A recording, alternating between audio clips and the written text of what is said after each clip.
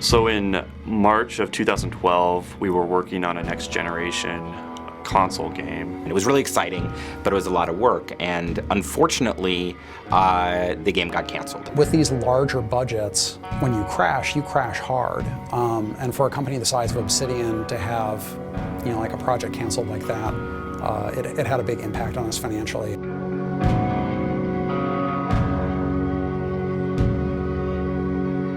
It was really kind of sad, and so we, trying to pick ourselves up and figure out what we wanted to do, and we're kind of tossing around ideas. We tried to pitch that game again, with kind of changing the world and things like that. But what it comes down to is what are we gonna do about it? And the first thing is, well, we got to lay people off.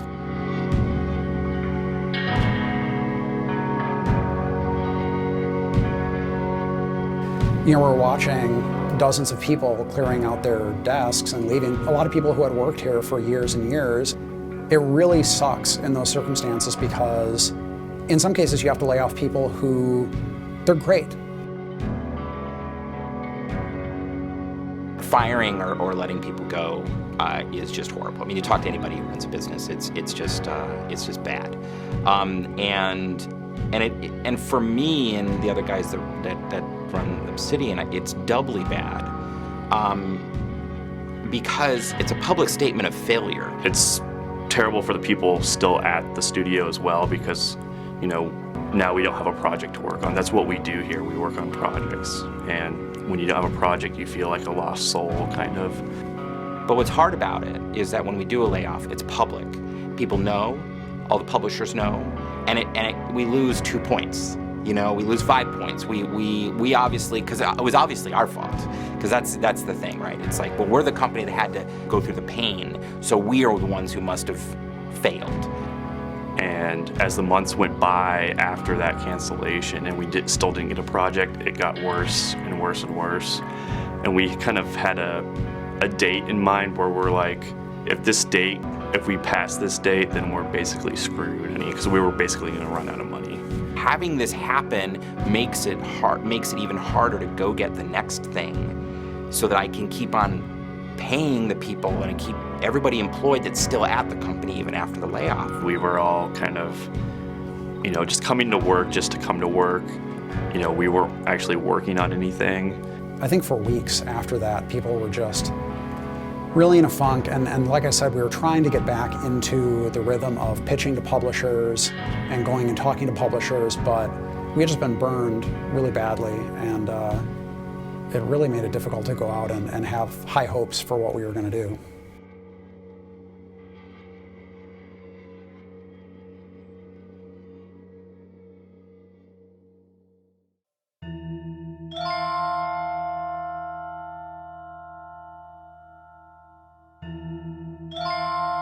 So whenever that happens, I mean, you eventually have to get to, like, what do? You eventually get to, like, screw it. Let's pack up the bags, let's turn the lights off, or you go, okay, what are we gonna do about it? Chris Avalone and I think a few other people at the office, we were kind of discussing like, oh, we should do a Kickstarter, but nothing really got off the ground. I had been looking at Kickstarter for a while personally, but a lot of other people had as well. I think Nathaniel Chapman, a guy who used to work here, actually was one of the biggest proponents of trying to use it for game development. There's a few projects. I think there's a dice game that made like 200 grand on Kickstarter. We were just laughing about it. We're like, oh, we should put our game up on Kickstarter. Let's see what happens. If a dice game could make 200 grand, that means that there's something there. And we talked about it, and then Double Fine did the Double Fine Adventure Kickstarter, and that pretty much said, yes, you can do it. Because I think they made like $1 million in a day on Kickstarter. And so we were kind of like, holy crap. It was so amazing to hear what the guys at Double Fine were able to do, just because it was like, wow, we could do this. It reached a certain point where I said to the owners, if I can't be involved in it, that's fine, but we should do it. Like he went to Feargus and said, we have to do a Kickstarter right now. Like, this is the time to do it, and you should put Adam on the project. And then Chris Parker, one of the other owners here at Obsidian, he came and said, why don't we just tell them to do it? So it was just me for, I want to say 2 months. and I was tasked to put together the pitch and kind of generate game ideas and kind of get all that together. And at that point, it was Adam and Josh talking about it and figuring out what we could do and kind of even off in their own little world for a little while. That day of doom that I was talking about earlier, that day of doom was fast approaching. So we had to hit it out of the park. The first thing I did was kind of got the leads of the studio together. I did a few different meetings, brainstorming meetings. And we're like, you know, we've always wanted to go back and kind of make one of these traditional RPGs. And in one of the meetings, I think it was a meeting with Feargus, Darren, Tim Kane, Josh, and Chris Avalone. I think 3 of us kind of had the same idea. I said, you know, hey, why don't we make a game that feels like 2nd edition D&D Forgotten Realms, party-based. You make one character, you add companions into the story, like Baldur's Gate. It has that exploration feel where you're kind of out exploring the wilderness and finding all these little adventure locations, and you're tied into this personal story that affects the larger world. I think people were on board with the high concept idea of bringing back the spirit of the Infinity Engine games. That's another thing with Kickstarter is nostalgia is a big thing with Kickstarter. A lot of our fans were looking for this type of game. This type of game wasn't made for 10 plus years. And so it was sort of like a double thing. Like, it got us to go make something something more traditional, something we love, but also now something we get to own. So after that PowerPoint presentation, you know, the owners approved the concept of the game. So that was like a 3-week process of coming up with the pitch, the script for the pitch, editing it, and filming it.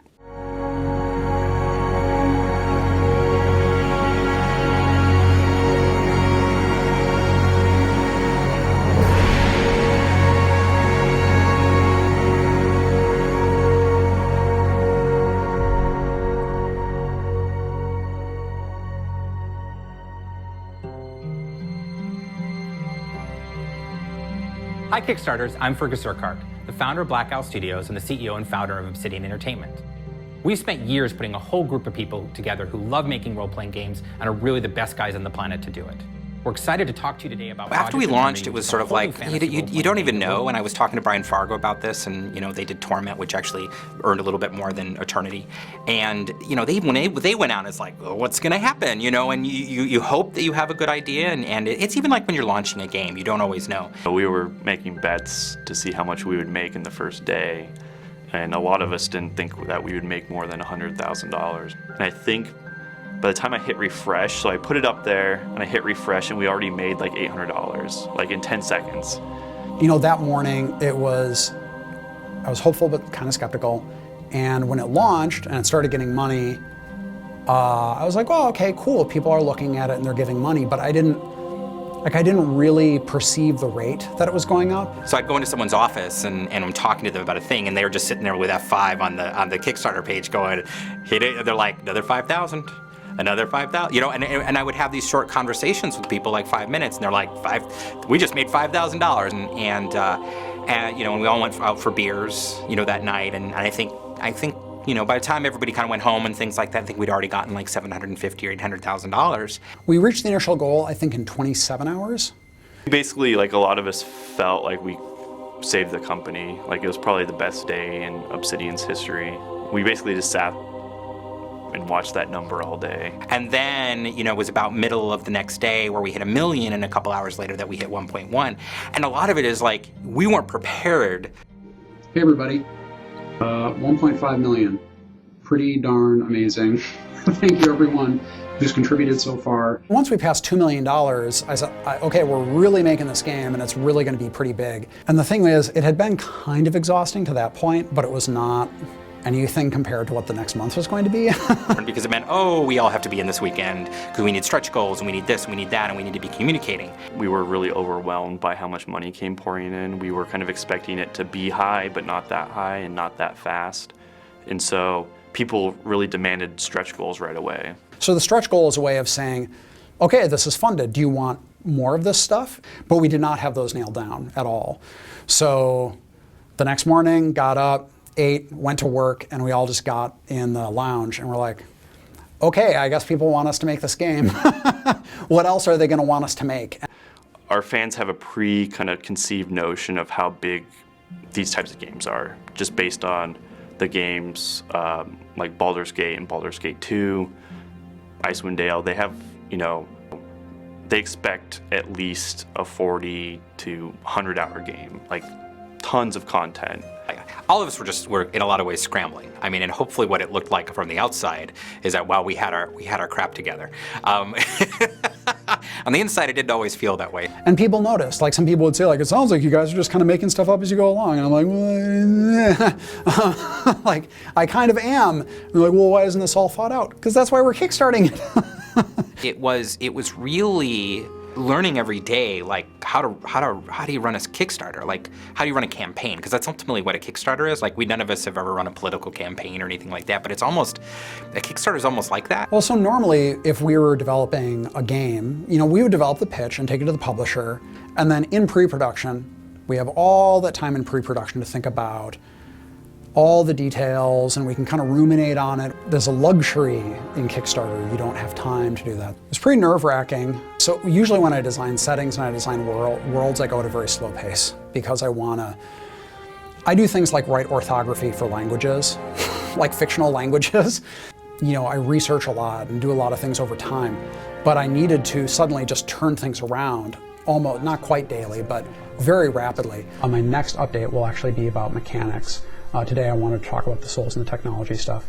So the final few days of the Kickstarter, we were pushing towards kind of the highest amount that a game ever made with Kickstarter. We made almost as much the last day as we made the first day. It was crazy. We had asked for $1.1 million and gotten 3.9 plus anything in the PayPal. So the company was so behind it and everybody was excited. I think we had like 100,000 or more people on Twitch watching us. I think there was even a press guy on, I think it was PC Gamer Online.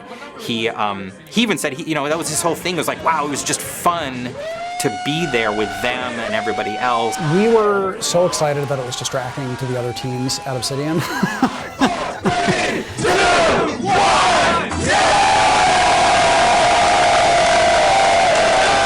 We weren't wondering if we were going to make our goal.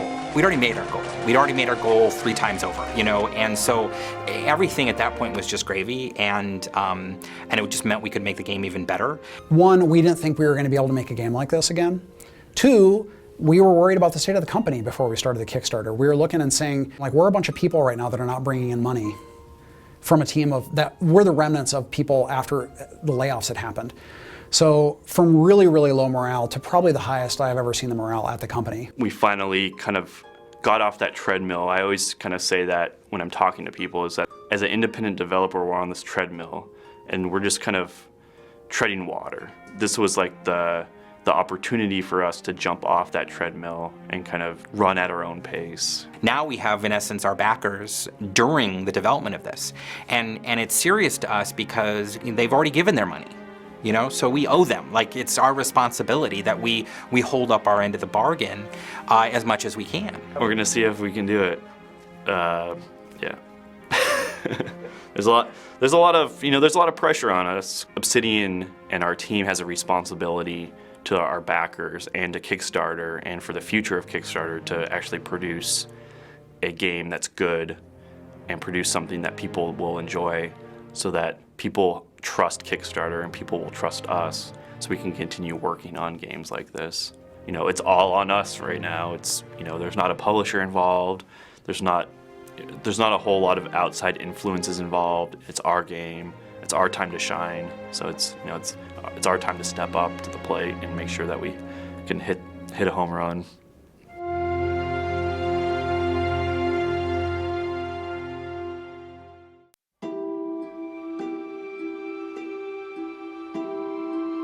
So typically how we make a game is we have a pre-production period and then production period. So the pre-production is trying to figure out how to make the game, and then production is actually making the game. Pre-production on a lot of games that I've worked on has been really abstract or dealing with very high-level philosophical things.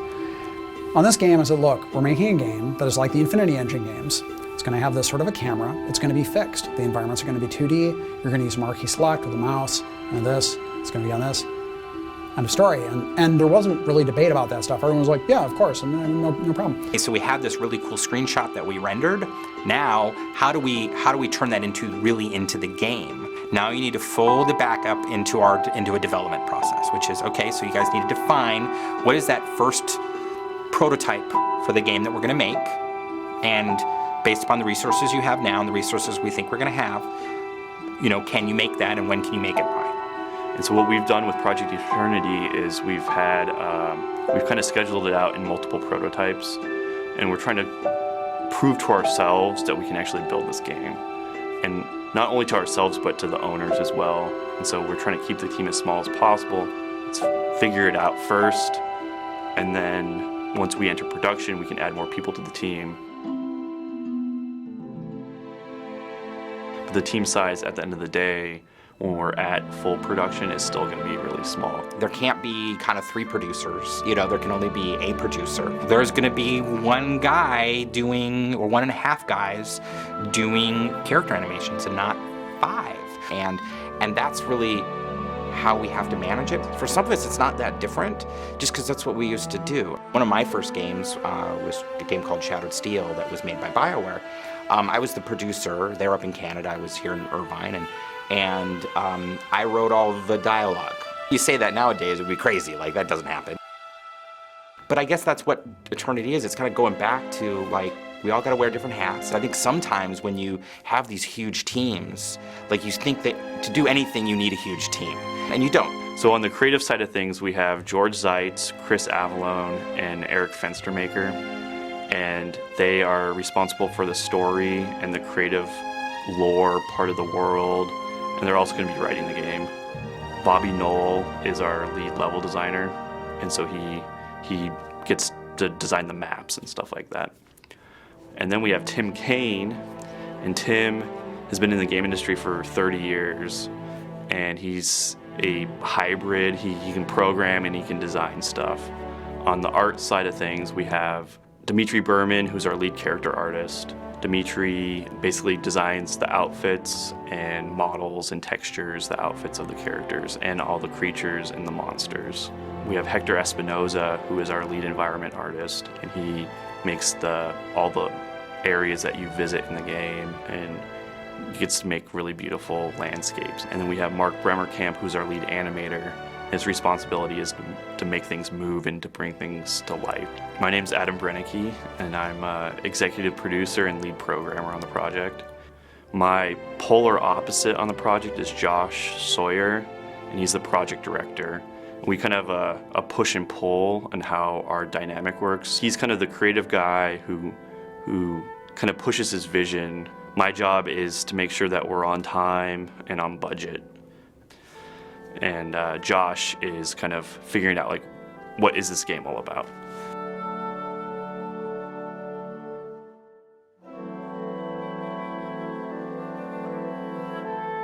I want to make a game that captures what I feel were the best elements of the Infinity Engine games. I want to have really beautiful, unique, dynamic environments. You go into the world and you feel like, oh, this is like amazing, and I want to explore every inch of this world. I want to make a game that has a story that is really interesting, has lots of awesome characters that you love to learn about and love to interact with, and that you as a player have a lot of agency in resolving.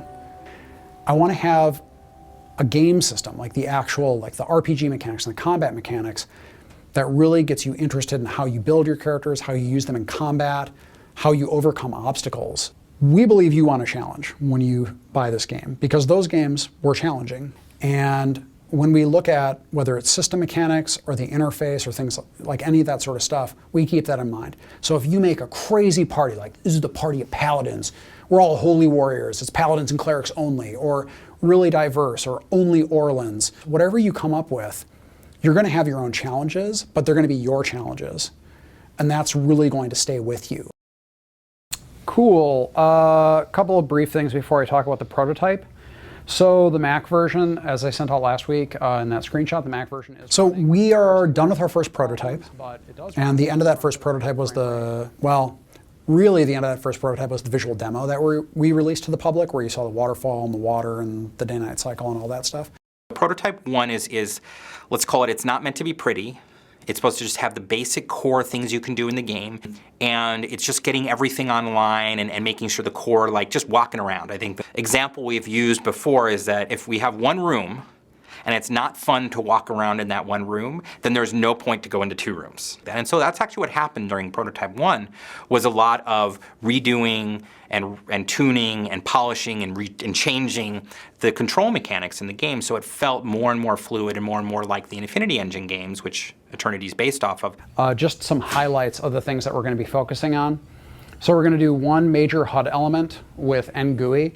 That also means that we're going to try to have close to final art for that. Also things like footsteps, which we'll have to figure out how difficult that is. The state of the game where we're at now is the team is making Prototype 2. Patrols and encounters we're going to be working on within Prototype 2. And also Fog of War and the day-night cycle. Color grading has already gone in, but we're going to work on it. Prototype 2 is a new set of technical features, things like Fog of War or AI for characters, faction reputation, stuff like that. Now we have to create a bigger area. Now the art needs to be much more final. You need to actually be able to do real game stuff in it. And so we're trying to figure out, like, here's an example quest of what we want to build. How do we actually do it? As far as areas that we're doing, I drew this a little too small, so apologies for that. But so this is all in the document, but it's more areas, although the areas most of them are smaller areas. And those buildings are a 2-story inn, a pawn shop, a mysterious building, which is the entrance to a dungeon. The dungeon is curiously huge. This is mostly because we want to build out an Infinity Engine style dungeon that's a little more sprawling and more unique in how it twists and turns. That's kind of the goal of that. The wilderness area is another medium wilderness. Part of the reason why we want to do this is we want to try to more rapidly develop an exterior environment. In the last prototype, we were sort of recreating the old exterior environment. We want to make one from scratch, see how quickly we can prototype it on the design side, and then how quickly Hector can build it. And then within that area... And we're also trying to figure out, like, how fast we can do things. Modularity is important when it comes to laying out big worlds, you know, like trying to get as much as reuse as possible. We want to create this really visually striking world, and a lot of the times these challenges are with just the amount of detail you put in, the density of these things. And so we can project out, like, say we have 100 different areas that we need to make in this game. How long is that going to take us? Like, is that going to take us into 2018? It might. The second prototype should be done in about 4 weeks from now. We're kind of taking a village area. So we have a village, we have another wilderness area, we have a big dungeon that we want to do, but we have a few new creatures that we're making. We have an ogre that we're making right now. We have a dragon hatchling, and all this kind of fits together. So it's almost like playing a little piece of the game. This is just water, by the way. Very suspicious, I know. But James, talk about what you're working on. So we have our character scrums and our environment scrums. They're really just small meetings where we get together in the lounge with the TV on, and we go through people's their daily tasks. How many polys is that guy? Like the game version? The game version with all development for is like around 3,500K triangles. I mean, all right. I try and get everybody to, you know, have a voice, to basically tell their own point of view on the thing that they're doing. What, the in-game mesh is what? 3,800. 3,800? Okay.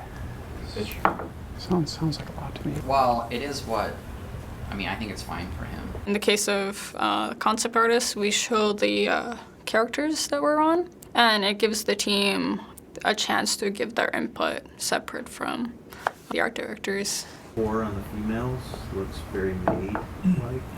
Looks very what like? Like a maid. Yes. Like she's cleaning. That was I think pulled straight from a dirndl. One of the things that I was taught in school is never to get married to your design. I mean, do the best you can, but ultimately it's a fluid process. I try not to get married to my work. It's one of the things I learned pretty early on working in the industry. If we wanted to do dresses, could we do something where it's sort of like it's split and then there's like another piece? I am really loving this project. It is actually really enjoyable to work on a small team. It's probably the most fun I've actually had on a project. It's a small group. There's a lot of collaboration, and it's also an experienced group. So everybody pretty much knows what needs to be done. I just love the feeling of having a small team, having my voice actually count. I just have to jump around and kind of just see where everybody's at and throw in my 2 cents and then tweak it a little bit more. We just need to make sure that everybody's kind of marching in a unified direction. If there's nothing else, this meeting is adjourned. Sweet. So we're going to go talk to the concept artist now. Every game has a visual problem that needs to be solved. Right now, I'm just trying to come up with reasonable approaches that are modular, reusable, that allow for us to maximize our time and the level of detail. It doesn't matter if you can come up with this great design idea, it has to be makeable. Nobody's not finishing their work around here, ever. When you do have a tighter budget, you just kind of have to narrow your scope and just be a little sharper. We're basically at the midpoint of prototype 2. We are designing the first wilderness area.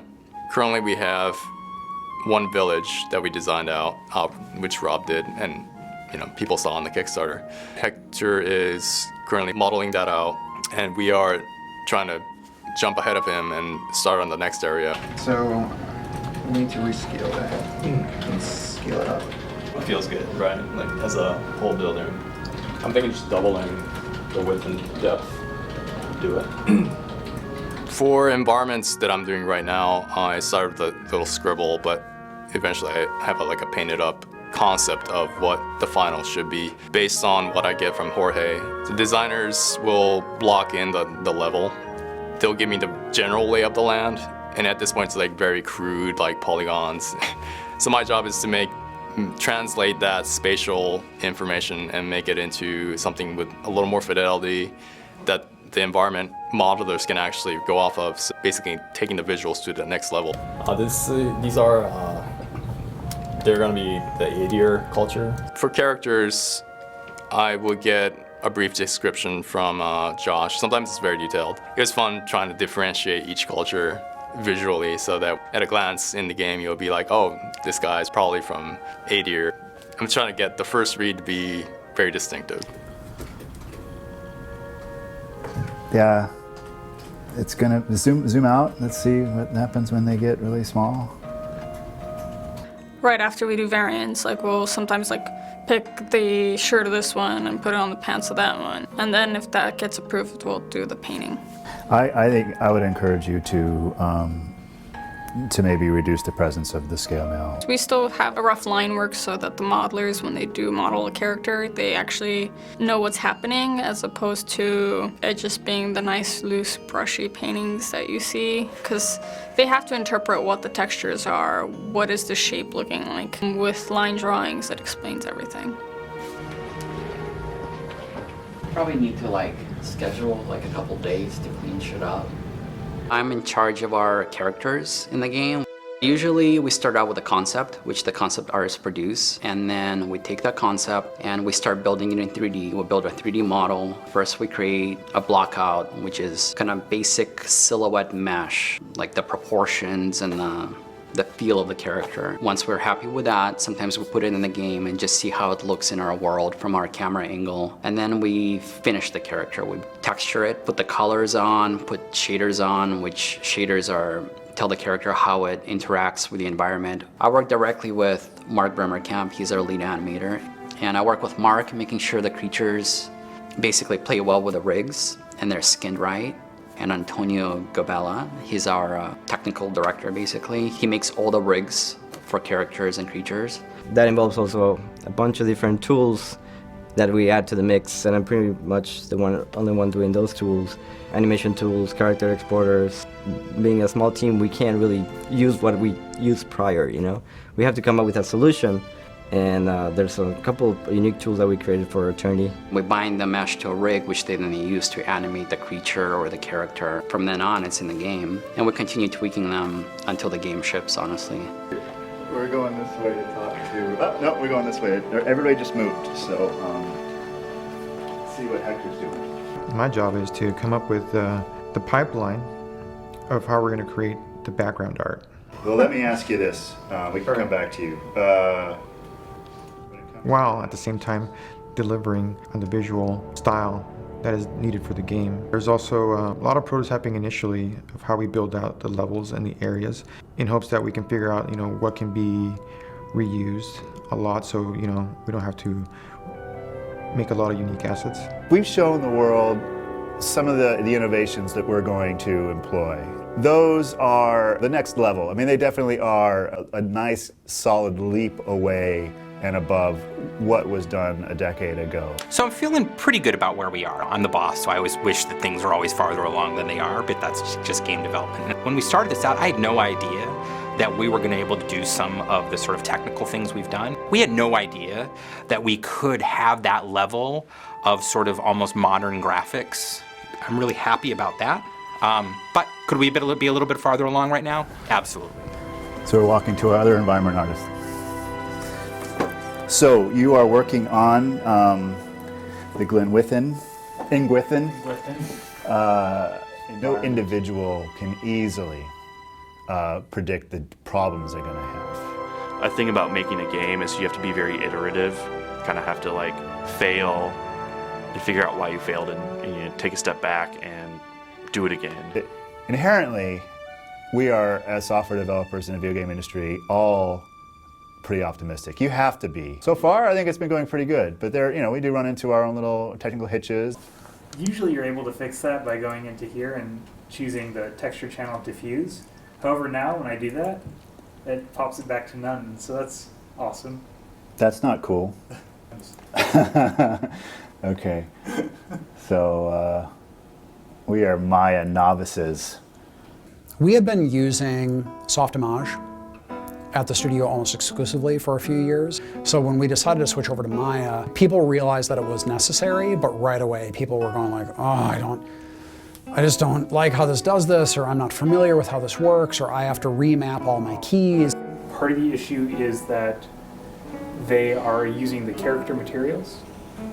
And so when your artists don't know the app, they won't be able to problem solve as effectively and as quickly. So that's where we have been losing time. I was out for a few months. During that time, the project still kept going, but when I returned, I found that they had switched the modeling packages from Exercise to Maya, and I was very comfortable with Exercise since I had been working on it with Exercise for quite a few years.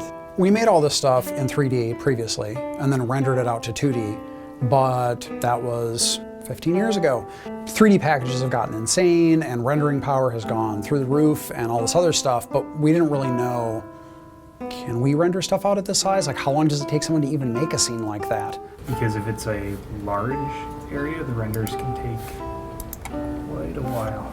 We're encountering limits that we weren't used to seeing, especially when it comes to areas as detailed as ours. I mean, we're cramming so much detail to give this the world of richness. Making games is hard, man. It is. I think people say, "Gosh, it must be so fun to make games," and I wouldn't want to do anything else. But it's nerve-wracking sometimes. We discovered some things yesterday with the weapon bone.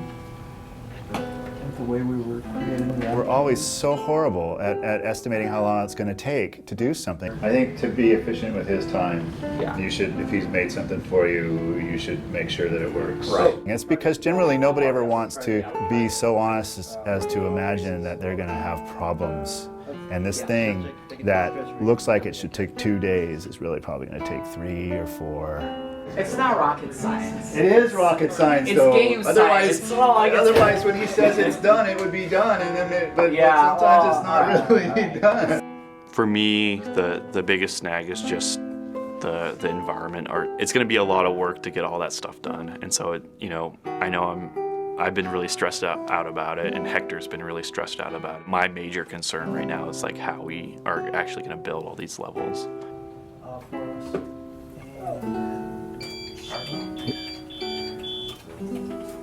Alarm! Alarm! Seth's starting. Quit. Save your work. What is up with this? I don't know. Power goes up for 5 minutes.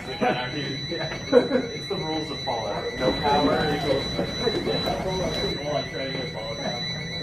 When the displays are attached to the UPC, it drains the power quicker. So often they're not attached, but the computer is on, and you have five minutes or more to to save.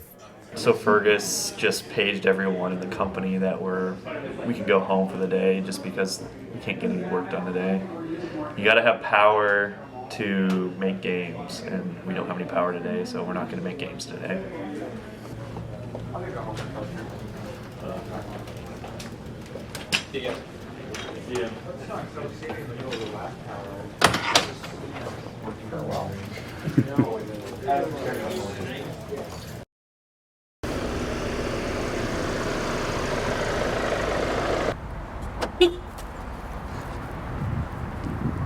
What we do after prototype is we create a vertical slice. And what that really is meant to do is it's to take all the technology and sort of the foundation we created with the prototype and now go and create what will hopefully be like a final level of the game. So we connect technology with actual gameplay and assets and everything else. If we do have to have this in, and I'm not even necessarily disagreeing with you. Like, sure. I think a basic cutscene system is like essential to the game, right? Mm-hmm. I don't think it should be cut. I don't think everything has to be 100% done before this vertical slice, at least according to the list of stuff that we have that we're trying to accomplish. Because when you enter production, you should just be building stuff. The funny thing is, like, I agree with you that the cutscene system is essential. Sure. I absolutely, but I guess what I'm saying is, like, then we need to figure out what's not, or get more time. And I don't know if we can get more time. That's the problem. It could very well be that Ferg comes over and goes like, "Yeah, you don't have any more time. You have a week and a half. Like, make this shit happen." So Josh and I report to Feargus, and so Feargus is kind of acts as our publisher. Can we get all this stuff done in another month? Extend vertical slice for another month, and say whatever doesn't get done after that month. I mean, certainly one of the things to keep in mind here is that list of features to support design work in the areas and the levels will allow us to do a lot of stuff. I mean, at the end of the day, like, we shouldn't be punting this early on relatively vital systems. The team is ramped up relatively slowly due to staffing issues. You know what I mean? My guess would be that there are some things that we can punt on. If you talk to Ferg about it, I'm sure that he would probably agree. As a producer, nobody likes what you do. You know, you're the guy that has to sometimes be a jerk and go like, "Hey, this really cool thing that everybody wants in game, we can't do it." At the end of every single game, we go through and we go like, "Look, we really need to cut back on our scope." And we all agree. We do this every time. Everybody nods. "Oh yeah, absolutely. We should cut back on scope and get some really well-defined, even if it's small." So initially, Adam was doing a lot of the production role. So I was brought on in June, and I was brought on as the lead producer to take over those roles. And that frees up Adam to be able to program. And then every single time this happens where nobody wants to cut anything because everybody wants everything in, and then we get into a spot where everything has to go in because everything's half in, and then we have half-built systems. Realistically, all the devs want everything in, and I mean, we all want that, right? There's like a million cool things that we all want to see in the game, but ultimately there's a schedule, there's a budget. I know I'm being a dick here, but like, we need to really lock this down. We need to know exactly what we're doing. We need to have these things in place, or we're not done in pre-production. Cutscenes is kind of a big system. It can kind of take multiple weeks of programmer time and designer time to get a functioning cutscene system done. And so it's kind of scary since we're a week out from finishing vertical slice right now and we don't have a cutscene system. We have a week left. X amount of features need to get done. We don't have that much time to get them all done. If there's something that's not done by the time that we hit production, that is more likely to get on the chopping block. There's always going to be some hiccups in the vertical slice process since we don't have a publisher. A lot of times you'll do things to make the vertical slice prettier to impress the publisher to move into production. You end up hacking a lot of things in. I don't know if you've heard that term yet, but hacking things in, it's not the way you want to have a particular system or a way of doing things for the final game because it's inefficient. Ideally, you do want to have a vertical slice that does feel like a final representation of the game, but at the same time, if you're implementing things that are going to put you behind schedule just to make it pretty and hack things in, we try to avoid that. And to be fair, it's actually something that I talked to the interns about just the other day, about like, do they understand the difference between hacking something in and doing it the right way, and mentoring them a little bit because a designer, by definition, will figure out how to get something done, even if the programmers or the systems don't support it, but it's not always the best thing to do. Cool. Thank you, guys. Thank you. Here's a healthy list of stuff. Yeah. All right. Yep. Good times, huh? Good times. There's a lot of stuff. Lots of things to do. It was like a gray badger. He drops the big stone in his hand that he's been threatening you with, and he looks inside of it, kind of turns it upside down and shakes it a little bit, reaches inside and pulls out a... For Pillars of Eternity, one of the things that we did was I actually set up a D&D game that we would play at lunch. I thought it was something cool that would get the creative juices flowing for some of the team members and whatnot, and it was kind of fun too. And it's pretty funny as we would do it. Sometimes I can't believe we're playing D&D at work. You wake up in a cave. Awesome. Right in the middle of that first time. right in the middle of that cave. Same cave. Yeah, it's the same cave that you guys. So this is the big pile of silver. Yep. Okay. Where's everyone else? Why am I on a pile of silver?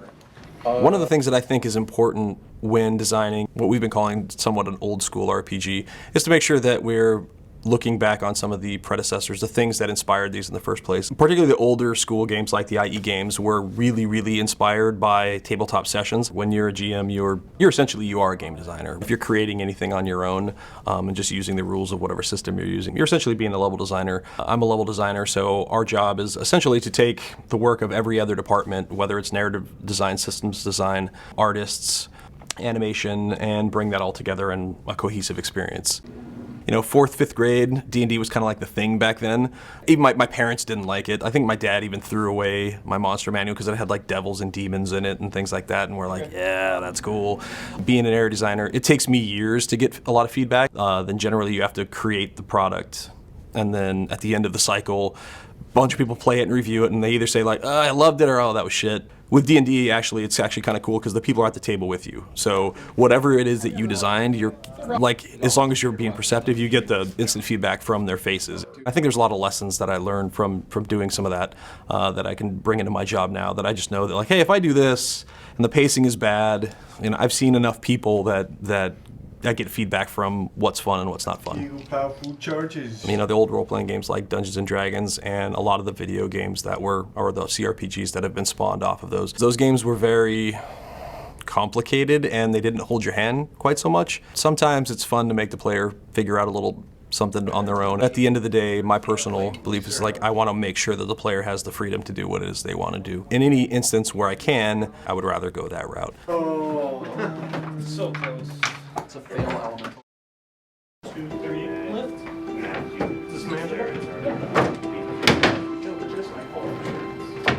We were a little concerned leaving vertical slice that we wouldn't be able to get up to speed, like to real speed. We want to move even faster, but we're getting there, and our staff has gone up a lot. So we have 4 environment artists right now, and that is huge. And we're developing a library of assets that help us generate new areas very quickly.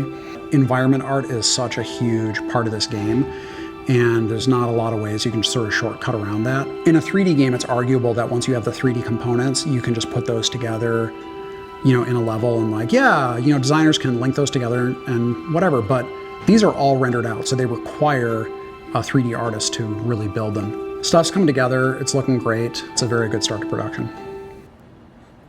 If you guys didn't know, we're trying to release the backer website.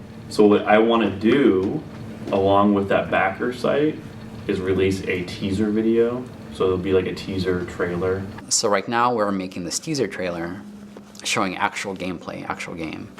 And we have, 20 days to do it. What I would like to target is a 1 minute and 30-second trailer, right around there. It has to look good as it can, because it's going to be selling our game basically at this point. Eternity doesn't have a marketing staff. There's nobody to market it, to sell it, to put money into it. It's just us. So whatever we do needs to be as good as we can make it, so players are excited about it and enjoy it. So we are trying to base this off of the Infinity Engine trailers, which, like, basically what Adam did is he just watched them, analyzed what they did. They were about 1.5 minutes long, 2 to 3 second cuts. Typically they would show concept art, or they would have little blurbs about, you know, like 150 spells, or, you know, like whatever. If you look at Bethesda's trailer, We don't have a lot of time to get it together, and we have full schedules. It's going to be a very interesting and long process, a lot of sleepless nights, but it's worth it. This is kind of like our baby, and we get to show it to people and make it look good.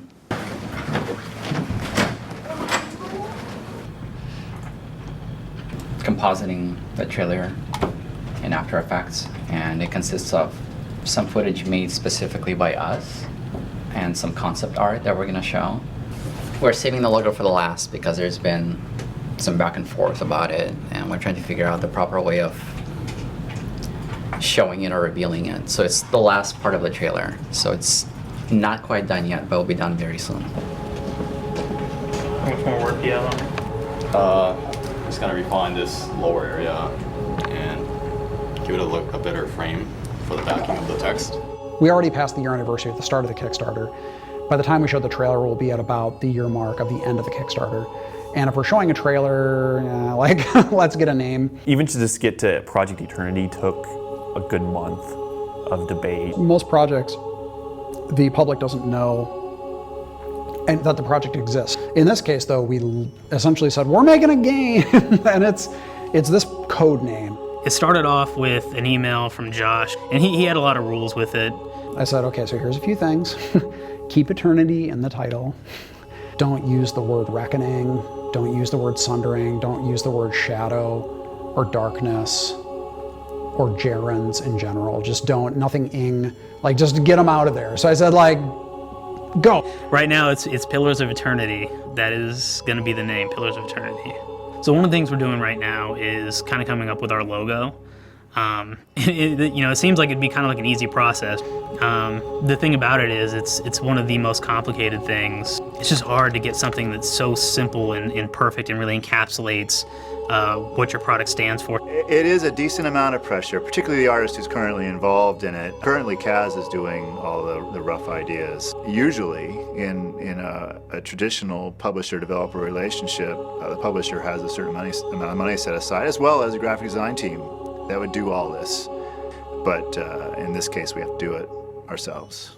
I was like, that doesn't sound right. My fault. Good here. Right here.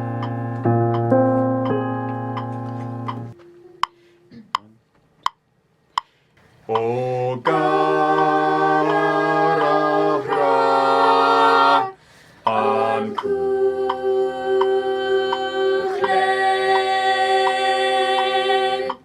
Awesome. Want to try it one more time from the top? When I knew we were going to do the trailer, I really wanted it to be something special. So I sent an email out to the company and asking for volunteers, and I was able to assemble a small ensemble of musicians. If we're talking about like your average AAA video game, you know, the budget for the music may be a couple $100,000, and that's to hire the composer and the orchestrator and an orchestra and live, or live musicians, and the costs certainly add up. So for Eternity, we have to be very deliberate about how we spend the money. At the same time, we don't want to sacrifice quality either. All right. This is good. It's gonna be good. Guys. See ya. A lot of times for music for video games, you'll want to bring in live musicians whenever possible. Sometimes it's not always possible because of money. Obsidian is a pretty big place. I figured there had to be some musicians who worked here. I really wanted to play. I hadn't had a chance to play my violin in a while, and I wasn't expecting so many other musicians. And it was the first time that I played in something like 10 years. A lot of people learn music when they grow up. You know, it's something that they don't really follow through as a career, but they still do. I've always kind of liked the way that the lobby outside in front of Obsidian sounds. It's kind of a big marble room, so I thought it'd be cool to record the musicians in that room.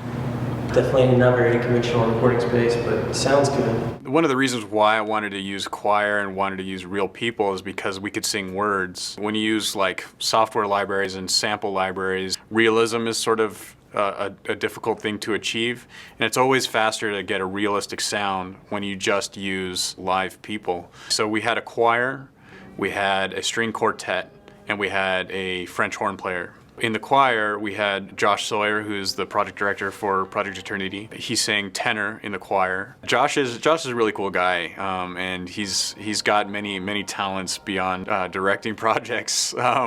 And you know, I sort of came to him and I said, what if you write lyrics in an ancient language that is in the setting of the game, and so that we could sort of have this deeper connection within the music. There were some very specific pronunciations that we had to use that were inspired, I believe, by Welsh dialects. We got down to the etymology of the words. It sort of makes it seem real because it's based in reality. It's based in stuff that, you know, already exists.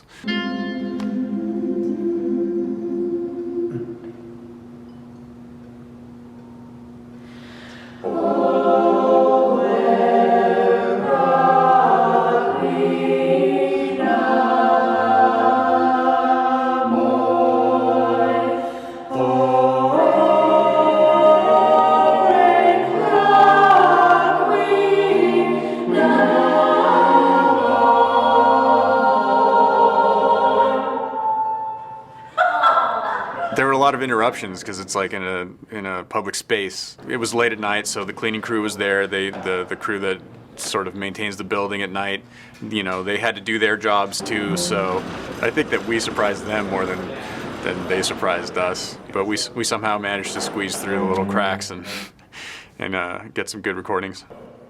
The music was kind of tricky, and it came together sort of late, and everyone's got jobs and they've got other commitments that they've got going on, so there were some pieces of the music that we weren't able to rehearse as much as others, so I had to do a bit of editing to kind of get it together. There was a difficult part with my violin. I had to do one section with really fast triplets, and normally the music goes through the entire page and it's all extremely fast, and I had to go through it line by line because trying to play the entire thing like kind of made my fingers trip over each other, and it was pretty challenging just because it was so fast, but he made it work, and yeah, it sounded awesome.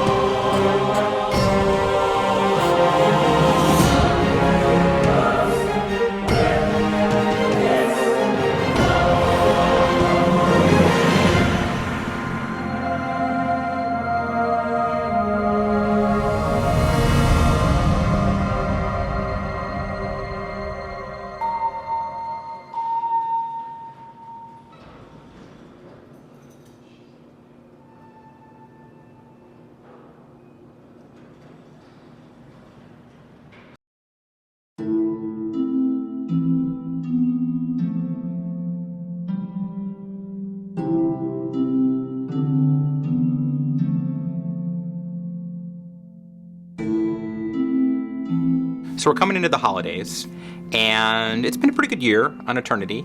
Are we exactly where we want to be right now? Probably not. Eternity is a big game, but we're in a lot better position than we've been on some of our other projects. I've been working in the game industry for about 10 years now, so I'm kind of used to it. I do this because I love it, so I don't really mind the long hours. Usually what I do, just to keep sane, is I have a lot of like scheduled activities throughout the week. I've learned throughout my career that that's kind of a good way of working. to keep a good balance between work and life. I play a lot of soccer, and I've been doing this for a long time now, and it's a chance to kind of get outside and have some fun.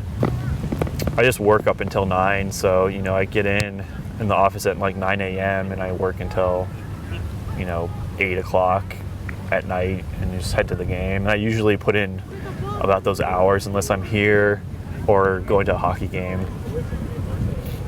We used to have an Obsidian team about 5 years ago. Josh and I played on the team, but we didn't have enough players, so we stopped doing that. I know people watching this will make fun of me because I don't tie these the right way. I keep doing it. Haven't gotten injured yet, so as I'm getting older, I'm getting slower, but I'm keeping up with the guys, so it's been pretty fun. Except for today when it's like super freaking cold out.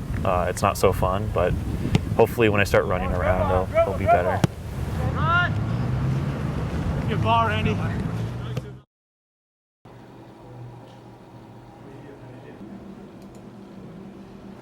Killing some wolves over here. We're seeing why it's why the frame rate goes to shit. It's a profiler, so it tells you like at any given point in time like how long it takes to run different pieces of code. When it starts spiking up this big block right here, that's where it's bad. I'm just checking some of my code that I've checked out, that I've changed recently to see if any of that is causing the game to slow down. So right now is the end of May, going into June. We are in Alpha 2, so this is our second milestone in Alpha.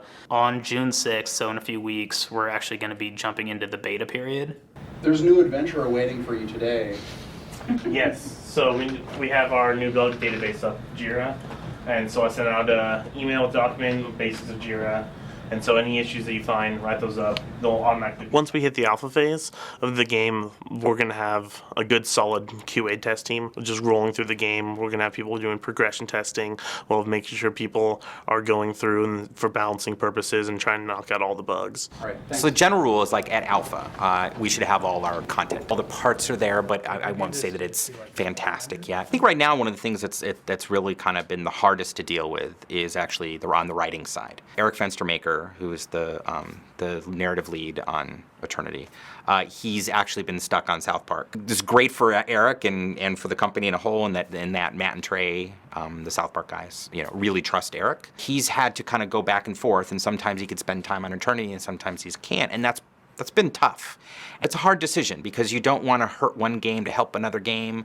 But I don't think if we say, hey, we're going to ship in this month over this month, of the same year, people want it to be good. Everyone wants everything now. I mean, that's, and we're maybe a little bit more like that every day. But, when we read the forums and we talk to people, everyone's like, but make it good. A game is late until it ships, but it sucks forever.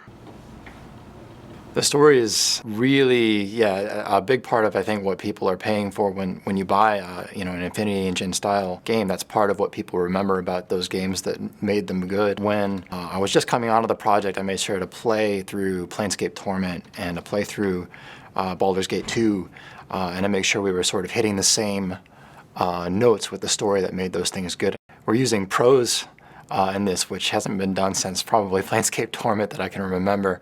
And that adds a whole new dimension. And instead of just having, very brief lines of dialogue and, journal entries or emails or whatever it is your character reads, you do have sort of these paragraphs that include description. So it's interesting. Everybody's like kind of stretching some new muscles in terms of their writing. I haven't written prose in years. We still have a lot of writing to do for the companions, and that's the stuff that has to be the best. The hope is that that's the major game thing that is past alpha.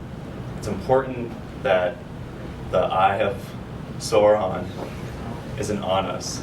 Yeah, he's not making that scenario. The project kind of like ebbs and flows, so it gets really playable and it's like really fun, and then we're like, okay, let's shove a bunch more shit into it, and then it kind of it's like a roller coaster where it starts to degrade because we're not really fixing things at that point. We're at alpha, that's probably where we're shoving a lot of stuff in at the end, right before we hit the alpha milestone date. It's about to get really not fun for developers, and end up working 60 to 80 hour weeks to make sure that what you're putting out is going to be awesome. So we flip these every time one of these columns gets done on a level, and then once they're all happy faced, that means that level is an alpha, and we're good to go.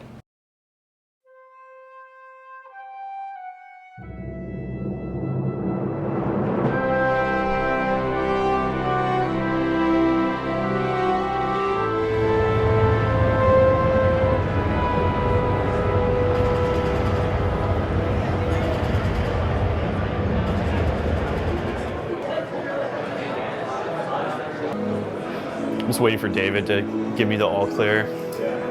Welcome to our presentation of Pillars of Eternity. My name is Adam Brennecke. I'm the executive producer and lead programmer at Obsidian. And this is Matthew Sheets. He's our lead QA, and he's going to be driving today. 2 years ago, we raised over $4 million thanks to our generous over 75,000 backers. We've been showing our game for the past 4 hours, and it's showing off really well. It's kind of a relief that it's going okay. We've been kind of working really hard over the past month to make sure that this demo really shines. I think we have 3 days scheduled, and about 80 people from the press are going to be seeing the game for the very first time. It's a good spot for us because we're such a small game. If we're at E3, that's freaking fantastic. Our demo is going to be just behind closed doors. We're not going to be showing it to the public. We have to be very careful about on our talking points is not to spoil anything. We try to keep it even a mystery to the journalists. The awesome thing, like almost every single presentation, there's always someone in the audience that backed our game. And so that's been a really cool thing too, that not only that they're covering the game for their work, but they're actually really invested in the game as well. So we pause the game right now, we can give orders. For example, we're going to cast one of our wizard abilities, which is a ability called Ghost Blades.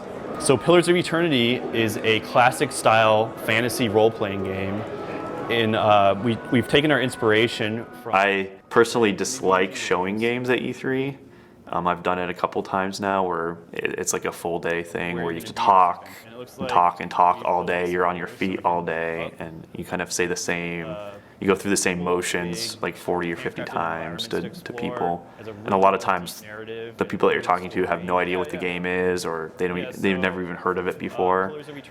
And they probably won't even write anything about the game. It's a little bit nerve-wracking. You know, you're presenting to people and you don't know how they're going to react to it. You don't know if they're going to enjoy what you're doing, if this thing that you just spent years creating, you don't know if they're going to think is the dumbest thing, around. Thankfully, everything went really smooth. I think it's showing off really well. But yeah, I need some rest. So hopefully tomorrow I can sleep.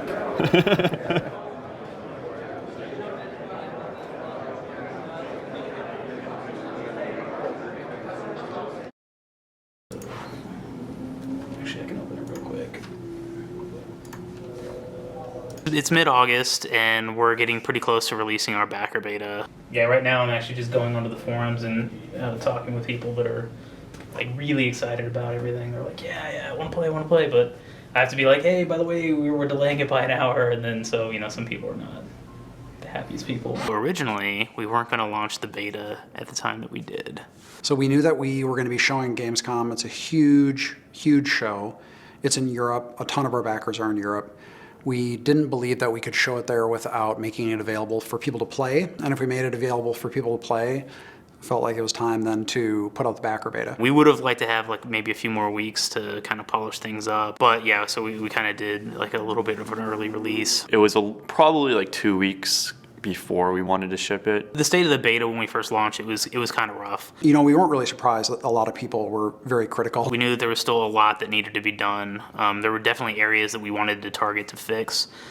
It felt like pretty good to play, but there were also a lot of frustrating elements to it. But even as Adam and I were playing it, we could recognize like, oh man, this interface problem is so annoying. Like this pathfinding bug is so annoying. This inventory bug is so annoying. This character stopped moving. That's incredibly annoying. So there was this collection of small things that were adding together to make the experience really frustrating. We knew that there were some big bugs, especially with the AI system. We said like pathfinding, player input, feedback, AI, these are all things that we know we have to work on. So for the most part, people seem to like especially the aesthetics of the game.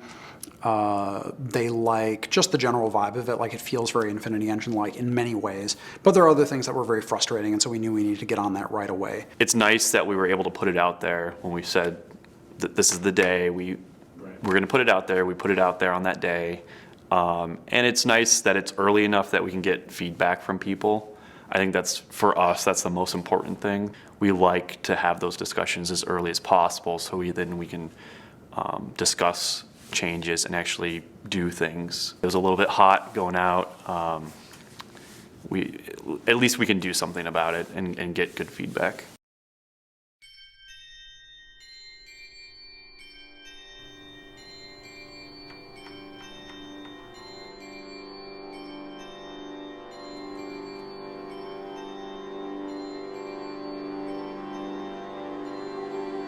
So right now it's November 2014.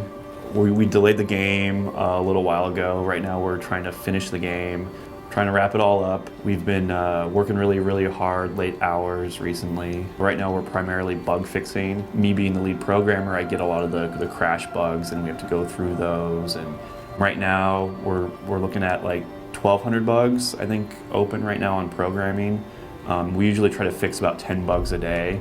It takes someone like a QA tester, it takes them 40 hours plus to play through the entire game. And if you really think about that, what that means is that it takes someone an entire week, a work week, if they're working 8 hours a day to play through the game to make sure that it can be completed from beginning to end. QA is like the last people on the project still working. We're pretty much the last defense before it gets out to the public, so we're always working till like the bitter end. There's a certain level of polish that we want. We want to be really proud of this game.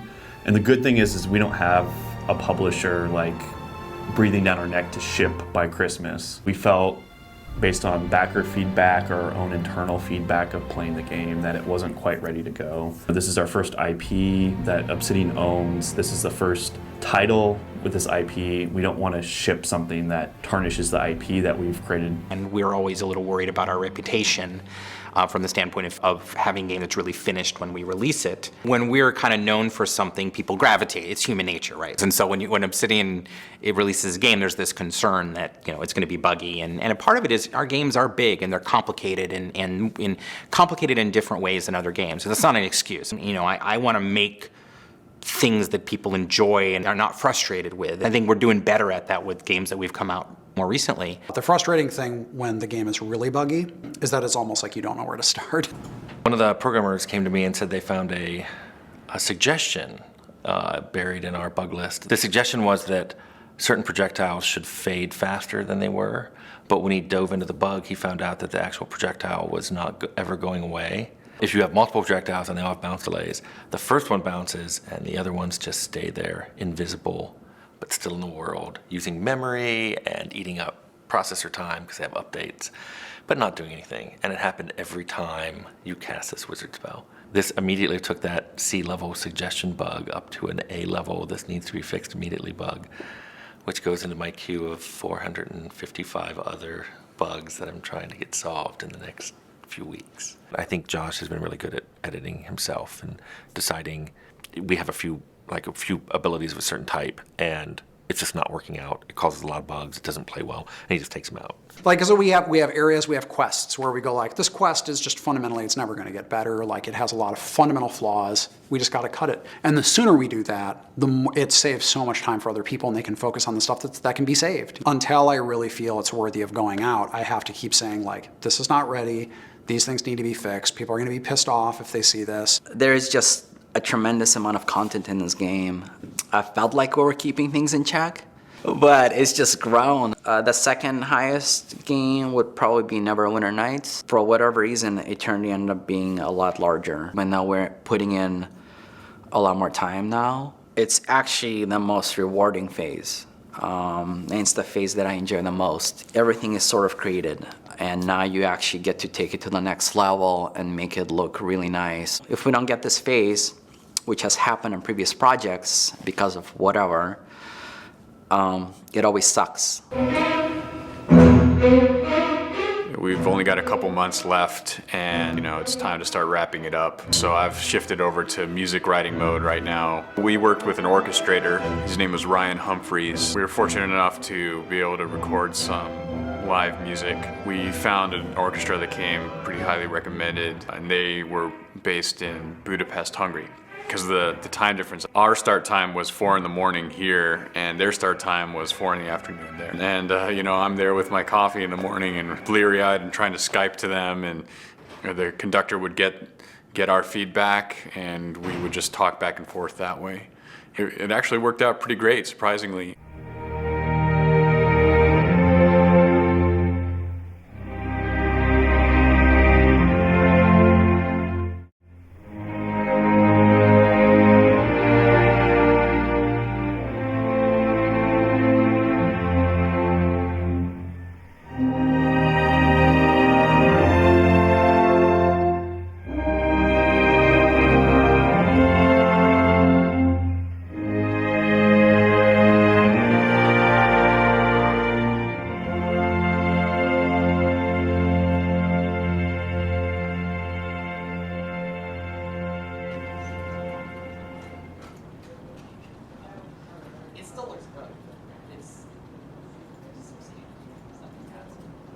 Right now I have 151 bugs.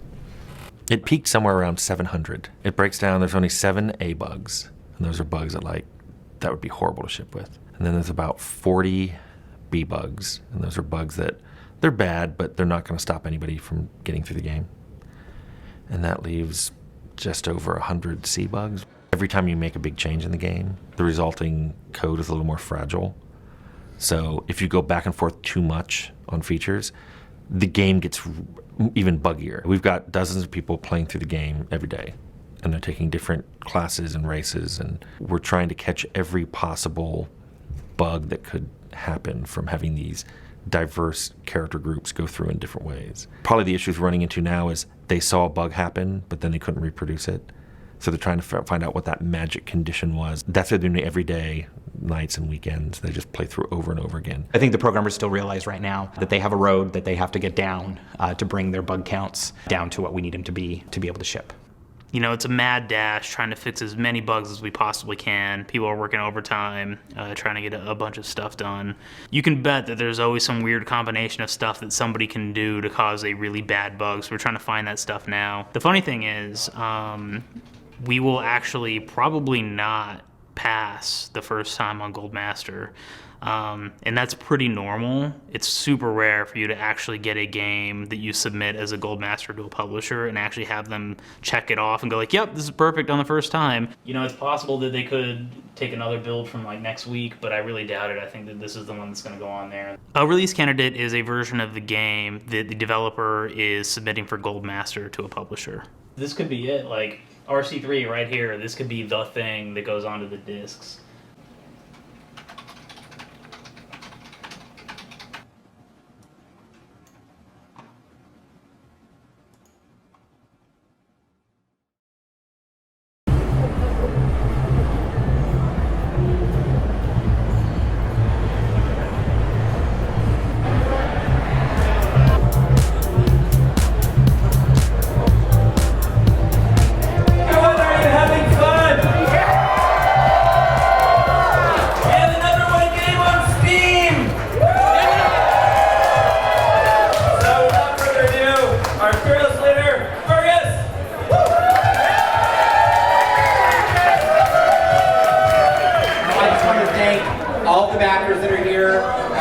Everybody from Obsidian.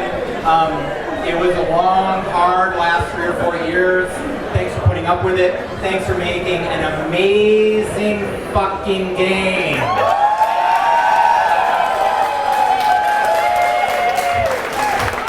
And just to kind of cut this for a few people, I want to thank Adam here.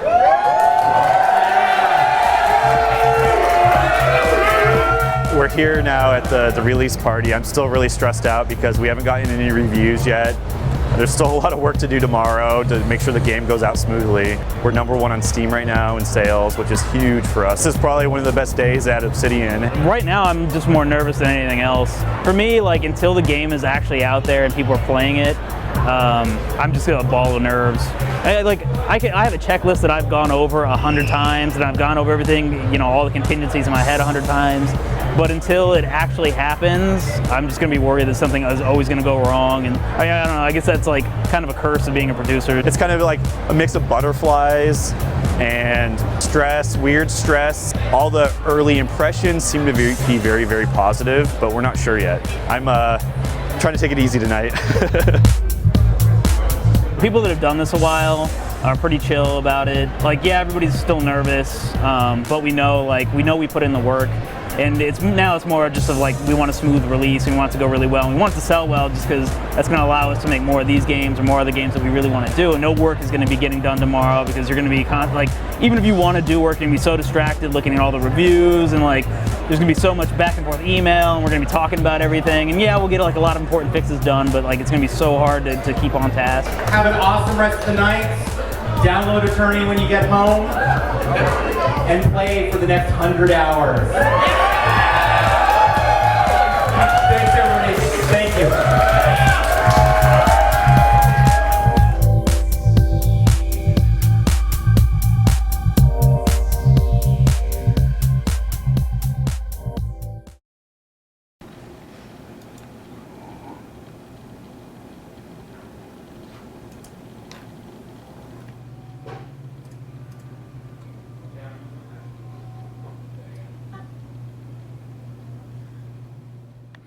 A wonderful, enormous, spellbinding RPG gloriously created in the image of BioWare's Infinity Classics, but distinctly its own. I mean, we've got people that have actually given us 100%. I mean, I've actually never worked on a game ever that's had any review of note hit 100. This morning at 7 o'clock in the morning, I get a text message saying the first reviews are out, and I look at my phone and I read that, and I'm like, oh, are they good? And there's just like a smiley face. Well, folks, it's finally happened. Crowdfunding has been vindicated. Kickstarter has made a masterpiece. We hit it right on the spot. Just reading what people are saying about it, I think they're kind of starving for this type of game, and I think we delivered and met their expectations and probably beat their expectations of what this game was supposed to be. So The Escapist was a great example. It was one of the first reviews that went up, and you know, it's kind of where we were all getting kind of excited because you're like, okay, what's one of those first reviews going to be? You know, and they gave it 5 stars out of 5. You know, I personally thought like probably low to mid 80s. That's not to say I didn't think the game was better than low to mid 80s. I just thought that it wouldn't really review very well. We came in this morning and I was looking at the stuff. It was well, it started off, it was like 94, 95, I think now it's down to 93, but that's still amazing, and it's one of the top games, you know, at this rate, it's one of the top games of all time for PC on Metacritic. You know, my favorite role-playing game of all time was Baldur's Gate 2. So it was pretty magical just to come down and work on this. It's really surreal that there's this thing that so many people here have been passionate about, that's been arguably the game I wanted to be part of my whole life. And then just to see the reaction today, a 93 for a genre of game that hasn't been out for a decade. There's days like this in the industry that you might happen once, maybe twice. This one is pretty prolific in that it says, at the very end, everything promised has been delivered in a labor of love that proves how deserving Obsidian was of such an outpouring of faith. Looking back over the past 2.5 years, I would never expect it to be received this well. And when you're so tied to the game and you work so closely with it every day, and it's like your entire life, you have no idea how it's going to turn out. You kind of have a feeling that you have something special, but during the game's development, it's a roller coaster ride. And just working so hard on this game for the past 2 years, you know, today is a relief. If you told me the game was going to, you know, if our early Metacritic scores were going to be over 90, there was no way that I would ever believe that. It's pretty freaking amazing. I mean, what's just been kind of great is just also to see all the reviews with them all putting, because for the budget we had, you know, putting in like, you know, it was a lot. Could we do the art at a level that people felt it was, you know, it's not your Call of Duty or Dragon Age Inquisition, but it's cool to see like all the screenshots in here because it all just looks really good, it's really nice to see something that you've done that that gets that level of a score. To say it's better these days is an understatement.